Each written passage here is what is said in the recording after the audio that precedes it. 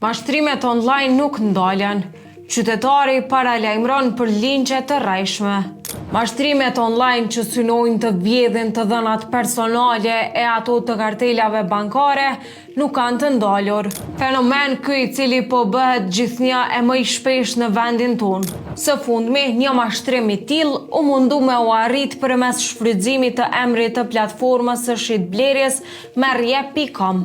Një qytetar ka folur për sinjalin se qysh e ka hedh me shit një telefon në atë platformë edhe disa persona e kanë kontaktu duke i thënë: pagesën nuk mundemi me bo cash, por me kartel.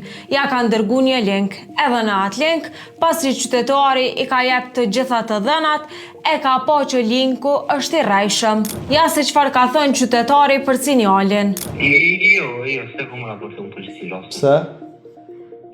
Se nuk po kam me të vëllaj. Në momentin që jam me të bëmë të karteles, sa i prenëm pagesën, a përgjën pa du me konë ta 200 euro brenda karteles për me pranu si qatë shumën. Kom jabë bëmë karteles, masi që kom jabë bëmë të karteles, e kom po në atë linkun që nuk është linku me merrjep.com, po është linki maskum. Jo e që, po ka pos plot persona që jam bo scam. Një person që i kanë monpore, ka raportuar rastin në polici. A që është kja? Shambull, shqitore e që në sen personal vetëm me shqit, me rep. Skamere, shkru, të po du me vresit sen, a i ashtë në shqitje, a vëzën që sene, të vëzë okej, po nuk jam në dispozicion në taku, a mujna për me të rrivet me rep me kry. A që një fatë të kështë në repe, ka qitë për njëftimin që e kam bo këtë metodën me prim për mes bankës, më korrierë me ta morë përësin tonë, e me ta su të shqitë se me pranu pagesën për mes kartelet, që të në fakt, kërë më ponumi që është kështë praktit një më të gabosha, më vërdetu që është scam 100%. Në mos nga këtë disira kërë. Kumë të mëtu me fejl, s'ma kanë qelë, mos në kanë fjasë mësorë, dhe fëtur gjë,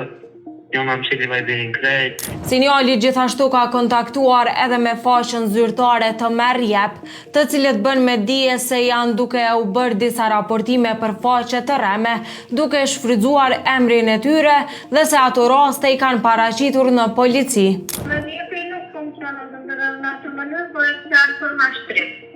Mos këtë një asë të përgjigje, dhe vetë Merrjep për rastin e kemi lajmëruar në polici. Ky rast nuk është i vetmi.